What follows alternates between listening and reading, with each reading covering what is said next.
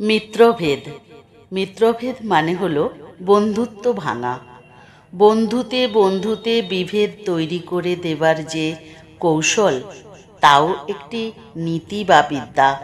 এই নীতির নাম হলো রাজনীতি, অর্থাৎ লোক ব্যবহার। মিত্রভেদের প্রথম গল্পটি আমি এখানে পড়ে শোনাব। এক লোভী ধূর্ত শেয়ালের কারসাজির কথা। নিজের উদ্দেশ্য সিদ্ধি করার জন্য সে কৌশলে প্রথমে সঞ্জীবক নামে এক ষাঁড়ের সঙ্গে পিঙ্গলক নামে এক পশুরাজ সিংহের বন্ধুত্ব বা মিত্রতা করিয়ে দেয়। পরে সেই মিত্রতা ভেঙেও দেয় এবং পিঙ্গলককে দিয়ে সঞ্জীবককে প্রাণে মারে। আসুন তাহলে এই গল্পটি আমরা শুরু করছি। গল্পটির নাম দমনক ও সঞ্জীবক। দক্ষিণ দেশে মহিলারোপ্য নামে এক নগর ছিল। সেখানে বাস করত বর্ধমান নামে এক বণিক। সে দেশে দেশে বাণিজ্য করে বেড়ায়। একবার বর্ধমান মনস্থ করল মথুরায় যাবে বাণিজ্য করতে। তাই মথুরায় চাহিদা আছে এমন ভালো ভালো জিনিস জোগাড় করে গাড়ি বোঝাই করল। বর্ধমান মথুরায় যাবে শুনে তার কয়েকজন বন্ধু বণিক সঙ্গে যাবার জন্য তৈরি হলো। বর্ধমানের ঘরে ছিল দুটি জোয়ান ষাঁড়। তাদের নাম সঞ্জীবক ও নন্দনক। বিশাল তাদের চেহারা, তেমনি মজবুত শরীর, মাথায় বাঁকানো শিং যেন পাথরের তলোয়ার। তারা হাতির মতো খায়, চলে ঘোড়ার মতো বেগে। বর্ধমান তার প্রিয় ষাঁড় দুটির আদর যত্নের কোনো ত্রুটি করে না। এবারে মথুরায় যাওয়ার পথে তাদেরই সে গাড়িতে জুতে নিল। তারপর এক শুভ দিনে বাড়ির সকলের কাছ থেকে বিদায় নিয়ে মথুরার পথে যাত্রা করল। বন্ধু বণিকরাও তাদের মালপত্র নিয়ে চলল বর্ধমানের সঙ্গে। বণিকদের মাল বোঝাই গাড়ি হই হই রই রই করে চলতে চলতে দিন কয়েকের মধ্যেই পৌঁছে গেল মথুরা শহরের কাছে। যমুনা নদীর তীর ধরে চলবার সময় জলাজমির গভীর কাদায় পা মচকে গেল সঞ্জীবকের। বেচারা জোয়াল ভেঙেই বসেই পড়ল। সঞ্জীবকের কষ্ট দেখে বর্ধমানের মন খুব বিষণ্ণ হয়ে পড়ল। বড্ড ভালোবাসে সে সঞ্জীবককে। বাধ্য হয়ে তাই যাত্রা পিছিয়ে দিল 3 দিন। বর্ধমানের সঙ্গীরা বলল, একটা ষাঁড়ের জন্য এভাবে পড়ে থাকা নিরাপদ হবে না। বনের হিংস্র জন্তুরা আমাদের আক্রমণ করতে পারে। বর্ধমান সঙ্গীদের সাহস দিয়ে বলল, সঙ্গে লোকজন, অস্ত্রশস্ত্র সবই আছে, ভয় কি? সঞ্জীবক সেরে উঠলেই রওনা হব। ঠিক সময়েই আমরা মথুরায় পৌঁছে যেতে পারব। কিন্তু 3 দিনেও সঞ্জীবক উঠে দাঁড়াতে পারল না। সঙ্গে বণিকরা আর দেরি করতে রাজি হলো না। তাই শেষ পর্যন্ত সঞ্জীবকের জন্য 2 জন পাহারাদার ঠিক করে বর্ধমান সমস্ত দলটিকে নিয়ে চলে গেল।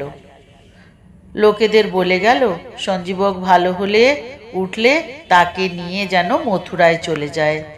2 দিন পরে পাহারাদাররা ফিরে গিয়ে তাদের প্রভু বর্ধমানকে জানালো সঞ্জীবক মারা গেছে। তারা তাকে যমুনার তীরে দাহ করে এসেছে।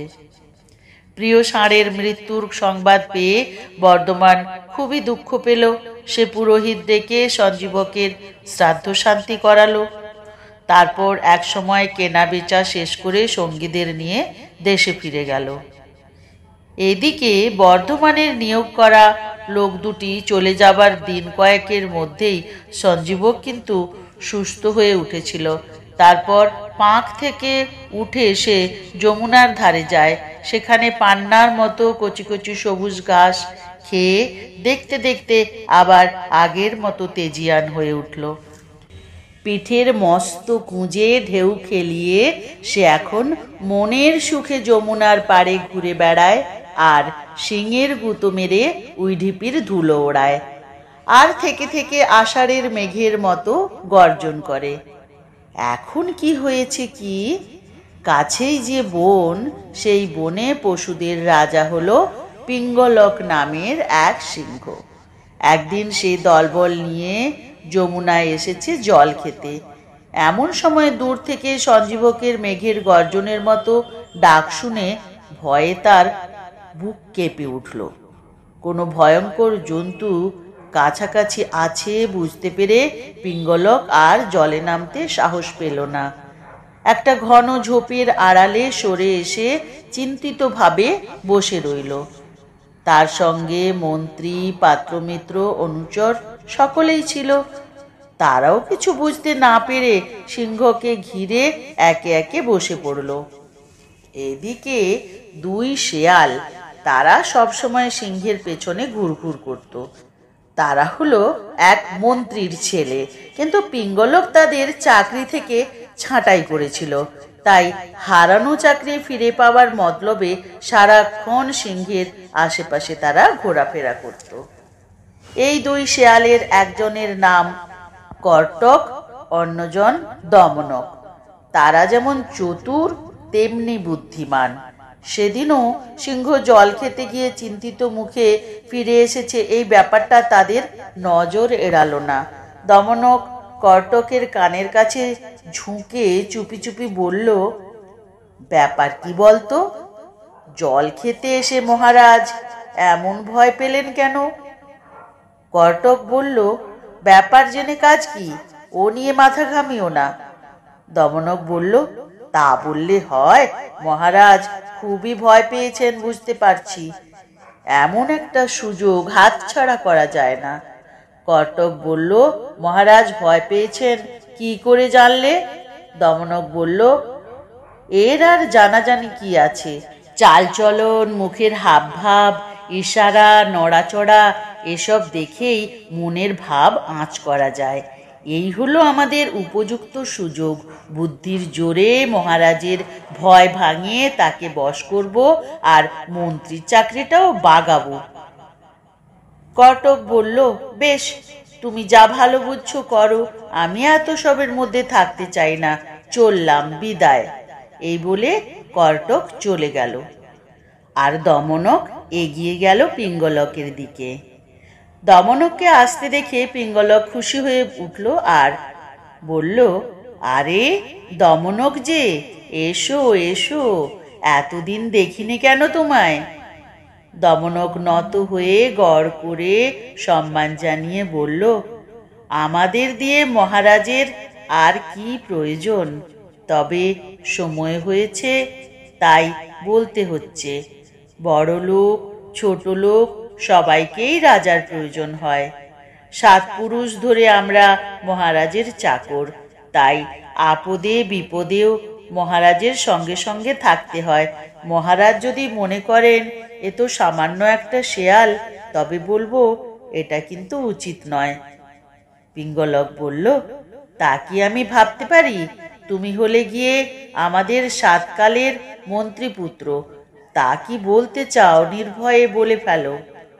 দমনক আরো খানিকটা এগিয়ে গিয়ে সামান্য ঝুঁকে বলল, মহারাজকে একটা কথা বলার ছিল, কথাটা একটু গোপনীয়।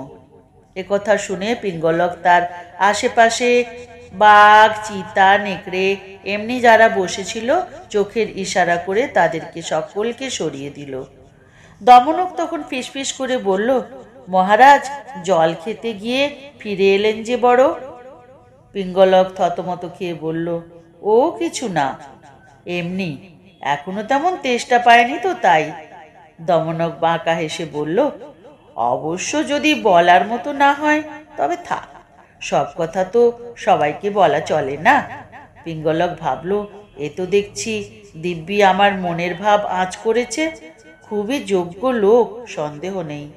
পরামর্শ চাইতে হলে বুদ্ধিমান কারোর কাছেই চাইতে হয়, একে সব কথা খুলে বলা যায়। এই ভেবে সে বলল, আচ্ছা দমনক, দূর থেকে মাঝে মাঝে একটা বিকট আওয়াজ পাওয়া যাচ্ছে, তুমি শুনতে পাচ্ছ? চিন্তিত হওয়ার ভান করে বলল দমনক, হ্যাঁ পাচ্ছি মহারাজ, কিন্তু তাতে কি? পিঙ্গলক খোলাখুলি গলায় জানালো, আমি আর এ বনে থাকছি না। দমনক অবাক হওয়ার ভান করে বলল, সে কি কথা, কেন মহারাজ? পিঙ্গলক বলল, যার আওয়াজ শুনেই ভয়ে প্রাণ উড়ে যাচ্ছে তার চেহারাখানা কিরকম হতে পারে বুঝতে পারছো? দমনক হাসি চেপে বলল, মহারাজ দেখছি শব্দ শুনেই ভয় পেয়ে গেছেন। পিঙ্গলক বলল, ভয় কি কেবল একা আমার, প্রজারাও যে ভয়ে আধমরা হয়ে আছে। দমনক বলল, তাদের আর দোষ কি বলুন? প্রজারা মহারাজকে যেমন দেখবে তেমনই তো করবে। যাক, আপনি কিছু ভাববেন না, ব্যাপারটা আমি দেখছি। আপনি এখানেই অপেক্ষা করুন। কিসের শব্দ, কি বৃত্তান্ত, খোঁজ নিয়ে আমি এক্ষুনি ফিরে আসছি। তারপর অবস্থা বুঝে ব্যবস্থা নেওয়া যাবে। পিঙ্গলক চোখ বড় বড় করে বলে উঠল, বলো কি, তুমি সেখানে যাবে? দমনক বলল, মহারাজ, আমি তো ভৃত্য মাত্র, আপনার জন্য করতে পারি না এমন কাজ নেই। এই বলে সে সিংহের কাছ থেকে বিদায় নিয়ে যেদিকে সঞ্জীবকের গর্জন শোনা যাচ্ছিল সেদিকে রওনা হলো। দমনক চলে গেলে ভয়ে পিঙ্গলকের বুক দুরু দুরু করতে লাগলো। সে ভাবল, সব কথা বলে ফেললাম, কাজটা কি ঠিক হলো? আমি ওর চাকরি খেয়েছি, সেই রাগেও হয়তো কৌশলে আমার ক্ষতি করতে চাইছে। ওর মতলবটা ভালো করে বোঝা দরকার। এমনি নানা কথা ভেবে সে অন্য একটা জায়গায় উঠে গিয়ে দমনকের অপেক্ষা করলো। দূর থেকে মাঝে মাঝে সঞ্জীবকের গর্জন হাওয়ায় ভেসে আসছিল। সেই শব্দ ধরে এগিয়ে গিয়ে দমনক দেখল একটা ষাঁড়। খুশি হয়ে সে ভাবল, ভালোই হলো, এর সঙ্গে ভাব জমাতে হবে। একে কাজে লাগাতে পারলে পিঙ্গলক সুরসুর করে আমার হাতের মুঠোয় চলে আসবে। হাজার বন্ধু হলেও বিপদে না পড়লে রাজা মন্ত্রীর কথাও কানে তোলে না। এমনি নানা কথা ভাবতে ভাবতে দমনক ফিরে এসে প্রণাম করে পিঙ্গলকের পাশে বসল। পিঙ্গলক নিজের মনের ভাব গোপন করে বলল, খবর কি, দেখলে জন্তুটাকে? দমনক বলল, মহারাজের অনুগ্রহে দেখে এসেছি। পিঙ্গলক আঁতকে উঠে বলল, সত্যি বলছো? তাকে দেখেছো? দমনক বলল, মহারাজের সামনে মিথ্যে বলবো? পিঙ্গলক বলল, তা তো বটেই। তাহলে বুঝতে পারছি বড়রা সামান্য লোকের উপরে রাগ করেন না, তাই তো তিনি তোমাকে মেরে ফেলেননি। দমনক বলল, তা হবে হয়তো, তবে আপনি যদি বলেন তাকে আপনার পায়ের ওপর এনে ফেলতে পারি। পিঙ্গলক খুশি হয়ে বলল, বলো কি, পারো তুমি করতে? দমনক বলল, মহারাজ, বুদ্ধিতে হয় না এমন কি আছে? পিঙ্গলক বলল, তা যদি হয় তাহলে আজ থেকেই তুমি আমার মন্ত্রী হলে। রাজ্য, রাজা, প্রজা তোমার শাসনেই সব চলবে। একথা শুনে দমনক আর দেরি করল না, ছুটে গেল যমুনার ধারে। সঞ্জীবকের কাছাকাছি গিয়ে ভারিক্কি গলায় চেঁচিয়ে বলে উঠল, এই পাজি ষাঁড়, তখন থেকে গাঁ গাঁ করে ডাক ছাড়ছো, তোমার কি প্রাণের ভয় নেই? শিগগির চলো, আমার মনিব পিঙ্গলক তোমাকে ডেকে পাঠিয়েছেন। শুনে সঞ্জীবক বলল, কে পিঙ্গলক, কোথায় থাকে? দমনক বলল, মনের সুখে বনের ঘাস খাচ্ছ, আর বনের রাজা যে সিংহ পিঙ্গলক তাকেই চেনো না? চলো, উনি সাঙ্গপাঙ্গ নিয়ে তোমার জন্য বসে রয়েছেন। শুনে সঞ্জীবকের তো ভয়ে বুকে কাঁপুনি ধরল। কাঁপতে কাঁপতে সে বলল, ভাই, তোমার কথা শুনে মনে হচ্ছে তুমি সজ্জন। তোমার সঙ্গে প্রভুর কাছে যাচ্ছি, চলো। তবে তিনি যাতে আমার উপর সন্তুষ্ট থাকেন সেটি তোমাকে করে দিতে হবে। দমনক হেসে বলল, এই তো বুদ্ধিমানের মতো কথা বলেছ। তুমি তাহলে এখানে দাঁড়াও, আমি মহারাজের সঙ্গে কথা বলে তোমায় নিয়ে যাব। এই বলে সে লাফাতে লাফাতে চলে এলো পিঙ্গলকের কাছে। বলল, মহারাজ, সব খোঁজ খবর নিয়ে এলাম। জানোয়ারটি মোটেই হেলা ফেলার নয়, খোদ শিব ঠাকুরের বাহন ষাঁড়। যমুনার তীরে থাকবে বলে কৈলাস ছেড়ে চলে এসেছে। পিঙ্গলক চিন্তিত মুখে বলল, আমি ডাক শুনেই বুঝেছিলাম জাঁদরেল কেউ হবে, কিন্তু ঘাস খেকো হলেও শিব ঠাকুরের বাহন তো বটে। তা নইলে হিংস্র জানোয়ারের জঙ্গলে হাঁকডাক করে বেড়াবার সাহস হয়? তা তুমি কি বললে তাকে? দমনক বলল, আমি হাত জোড়ো করে বললাম আমাদের প্রভু পিঙ্গলক হচ্ছেন মা চণ্ডীর বাহন। দয়া করে যখন এসেছেন চলুন, আমাদের প্রভুর সঙ্গে ভাইয়ের মতো এক জায়গায় থাকবেন। তিনি বললেন, তোমাদের প্রভু পিঙ্গলক আমায় অভয় দিচ্ছেন তো? এখন মহারাজ যা বলেন। দমনকের কথায় খুশি হয়ে পিঙ্গলক বজ্রের মতো থাবা দিয়ে তার পেট চাপড়ে বলল, সাব্বাস, আমার মনের কথাটি ঠিক বলেছ। তোমারই মন্ত্রী হওয়া সাজে। যাও, তাকে গিয়ে বলো আমি অভয় দিচ্ছি, তিনি আমায় অভয় দিচ্ছেন তো। আর যত তাড়াতাড়ি পারো তাকে নিয়ে চলে এসো। পিঙ্গলকের কথা শুনে আনন্দে নেচে উঠল দমনকের মন। পশুরাজ সিংহ এতদিনে মুখ তুলে চেয়েছে, তার মন্ত্রীপদ আর কে নেয়? সে নাচতে নাচতে চলে গেল সঞ্জীবকের কাছে। সঞ্জীবক শুকনো মুখে তারই পথ চেয়ে দাঁড়িয়েছিল। দমনক তাকে অভয় দিয়ে বলল, বন্ধু, আর ভয় নেই, সব ব্যবস্থা পাকা করে এসেছি, এবারে চলো আমার সঙ্গে। তবে একটা কথা, সিংহের খাতির পেয়ে আমাকে যে পরে তুচ্ছতাচ্ছিল্য করবে তা কিন্তু হবে না। আমার কথা তোমাকে মেনে চলতে হবে। আমিও মন্ত্রীর আসনে বসে তোমার পরামর্শ নিয়েই রাজ্য চালাবো। সঞ্জীবক বলল, ভাই, তুমিই আমার একমাত্র বান্ধব, যেমন বলবে আমি তেমনই করব। তুমি কেবল সিংহকে সামলে সুমলে রাখবে। এরপর সঞ্জীবককে সঙ্গে নিয়ে দমনক পিঙ্গলকের কাছে উপস্থিত হলো। তারা পরস্পরকে আলিঙ্গন করে পাশাপাশি বসে গল্প করতে লাগলো। অল্প সময়ের মধ্যেই দুজনের মধ্যে বেশ ভাব জমে উঠল। এক সময় পিঙ্গলক সঞ্জীবককে বলল, এখন থেকে এই বনে তুমি নির্ভয়ে ঘুরে বেড়াবে, কেউ তোমার কোনো ক্ষতি করবে না, তবে আমার কাছাকাছি থাকবার চেষ্টা করো। এরপর পিঙ্গলক তার দলবল নিয়ে যমুনায় গিয়ে জল খেয়ে ফিরে এলো।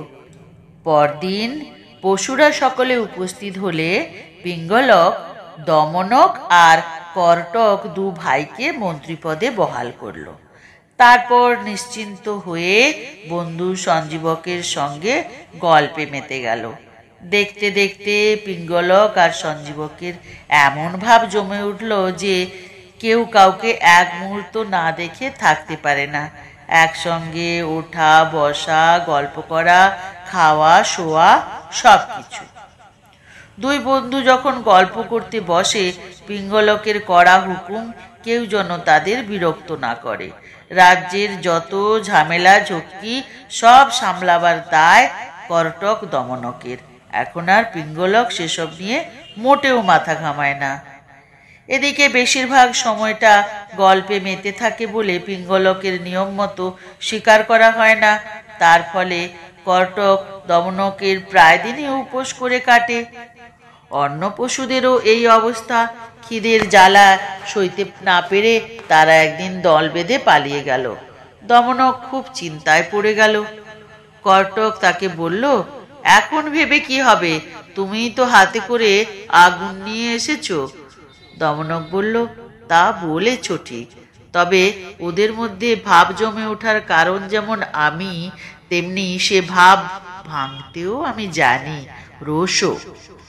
কর্টক আঁতকে উঠে বলল, অমন আহাম্মুকি করতে যেও না, বিপদে পড়বে। মনে করো না ষাঁড়টা বোকা, তার গায়ে জোরও যেমন আমার 50 গুণ।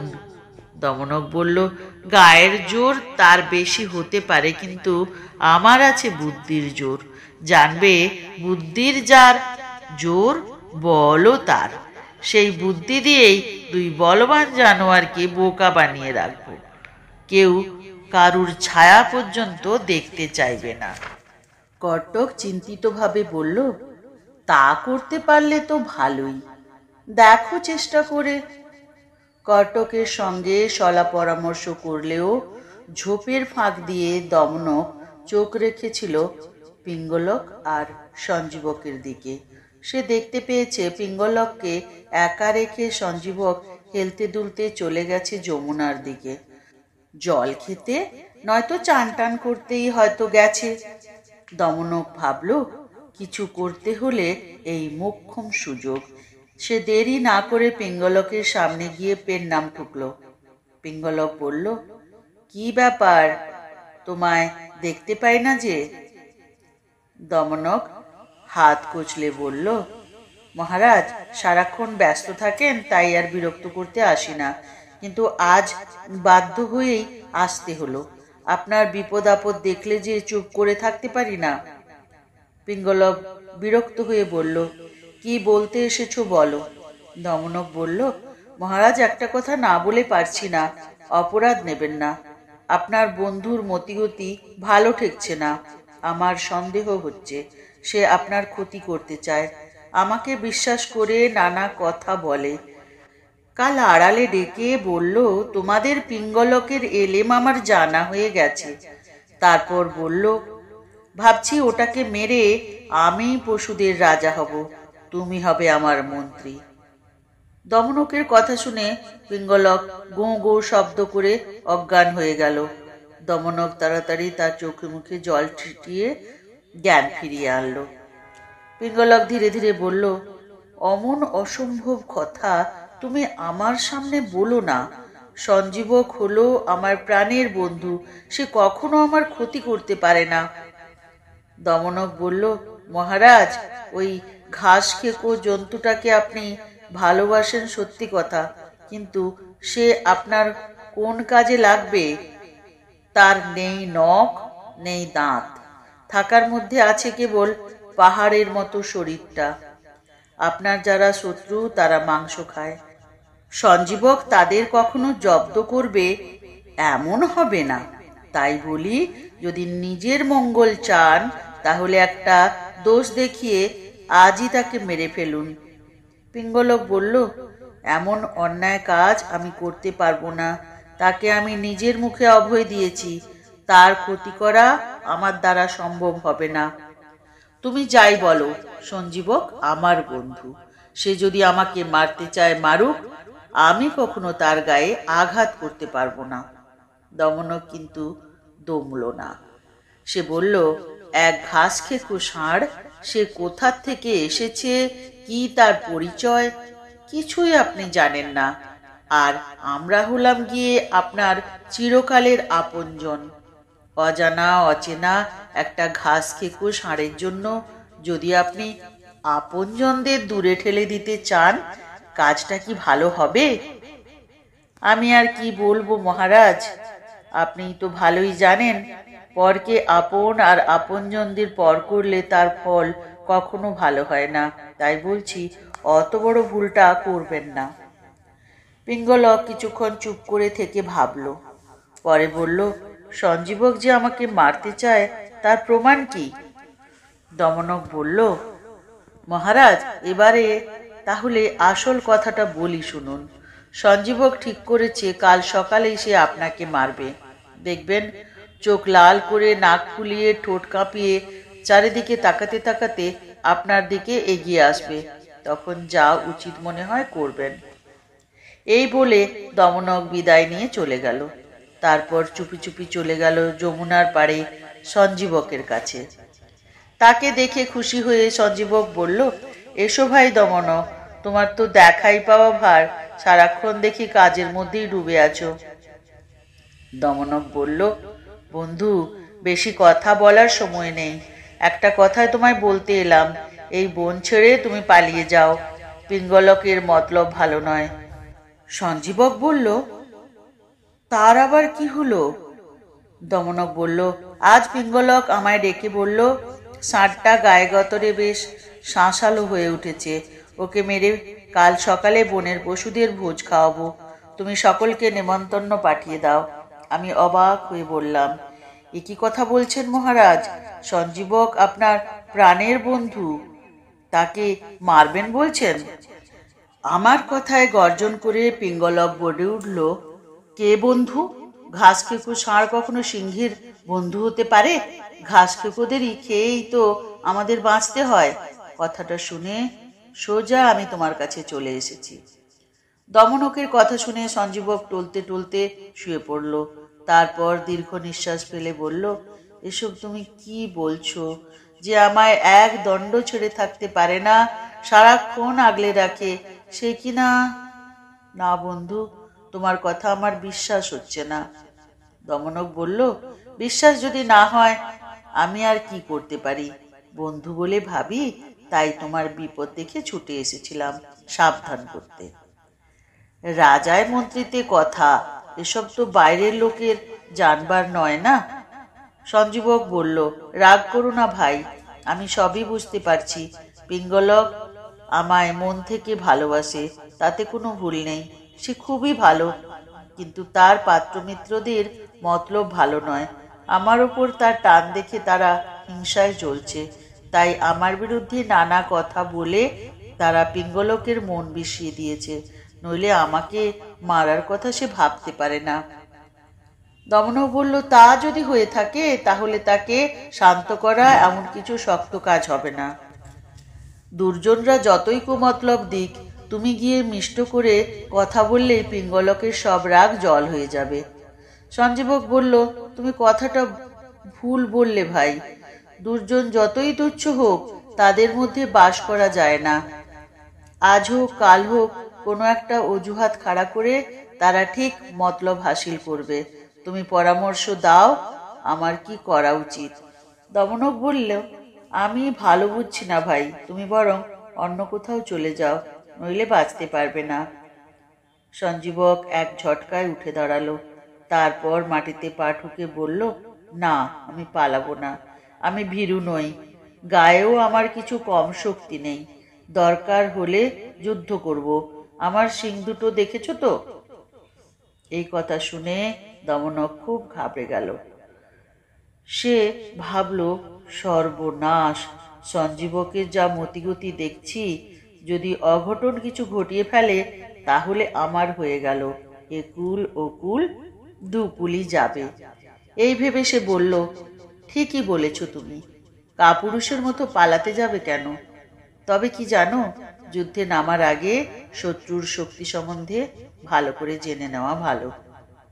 সঞ্জীবক বলল, আমি এখনো বিশ্বাস করতে পারছি না পিঙ্গলক আমাকে মারতে চায়।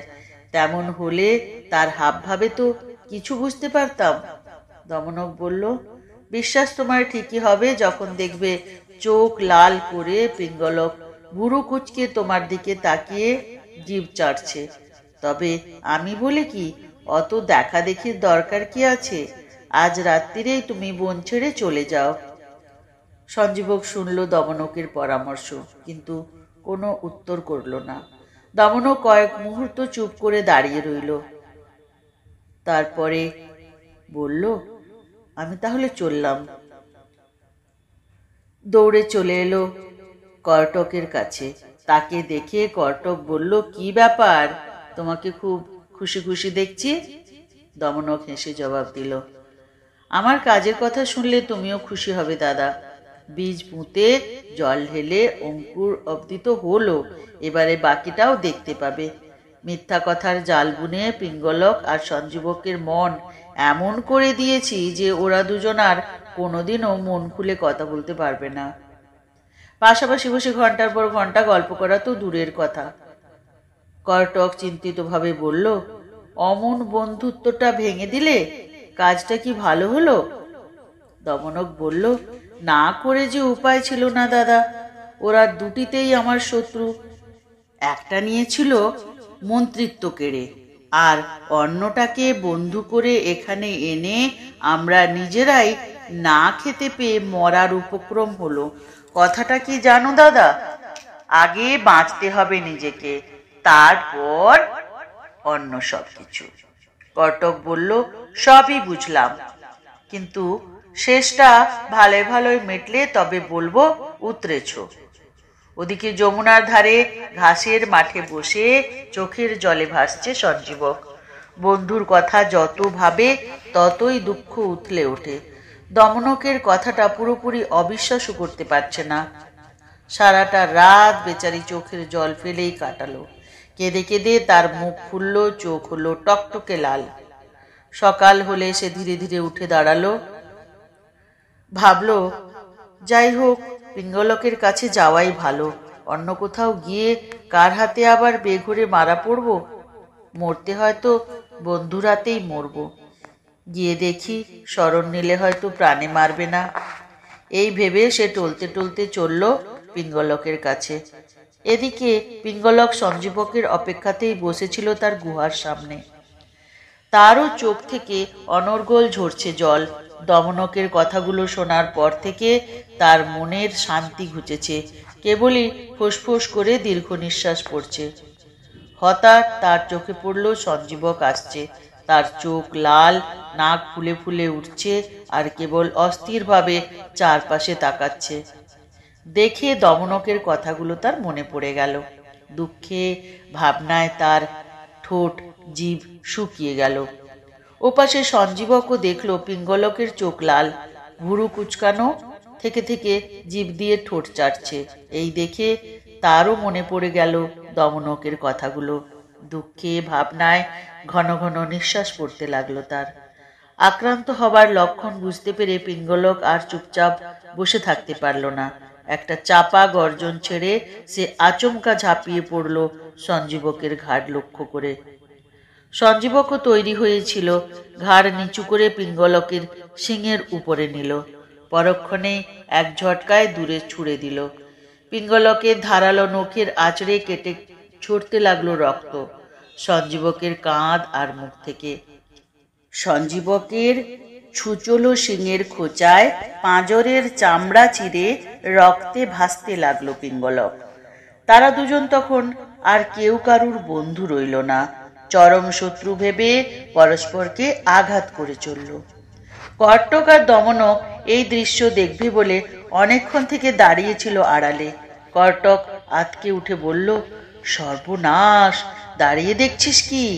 এখনো সময় আছে, শিগগির গিয়ে ওদের থামা। দমনক বলল, উতলা হইও না দাদা, চুপ করে কেবল দেখে যাও। এদিকে পিঙ্গলকের সঙ্গে খানিকক্ষণ যুদ্ধ করে তার তীক্ষ্ণ ধারালো নখের আঘাতে ভয়ানক জখম হয়ে সঞ্জীবক মাটিতে পড়ে ছটফট করে মরে গেল। বন্ধুর মৃতদেহের দিকে তাকিয়ে হায় হায় করে উঠল পিঙ্গলক। তার গুণের কথা মনে করে বারবার বলতে লাগলো, হায় কি পাপিষ্ঠ আমি! সঞ্জীবককে এভাবে মেরে ফেললাম। হায় হায়, আমি যে তাকে অভয় দিয়েছিলাম। সবার মধ্যে কত শত প্রশংসা করেছিলাম আমি। তাদের কাছে আমি কি বলবো এখন? পিঙ্গলক যখন বন্ধুর শোকে এভাবে বিলাপ করছে, দমনক তার কাছে এসে বলল, মহারাজ, এভাবে দুঃখ করা আপনার সাজে না। সঞ্জীবক ছিল গোপন শত্রু। আপনি তাকে মেরে না ফেললে তার হাতেই আজ মরতে হতো আপনাকে। আপনি শান্ত হন। দমনকের কথা শুনে শান্ত হলো পিঙ্গলক। বলল, দমনক, তুমি আমার বিপদের বন্ধু। তুমি ছাড়া আমার গতি নেই। দমনক বলল, মহারাজ, আপনার সেবার জন্যই তো আছি। এরপর সে এমনভাবে তাকে বোঝালো যে পিঙ্গলক অল্পদিনেই সঞ্জীবকের সুখ ভুলে গেল। তারপর দমনককে মন্ত্রী করে মনের সুখে রাজত্ব করতে লাগলো। এখানেই গল্পটি শেষ হলো। কেমন লাগলো অবশ্য জানাতে ভুলবেন না। আমার গল্পগুলো যদি আপনাদের ভালো লাগে, অবশ্যই আমার পাশে থেকে আমার চ্যানেলটিকে সাবস্ক্রাইব করে বেল বাটনটি অন করে রাখবেন, যাতে আমি কোনো ভিডিও দিলে আপনাদের কাছে পৌঁছে যায়। সবাই ভালো থাকবেন। আবার আসছি অন্য কোনো ভিডিও নিয়ে।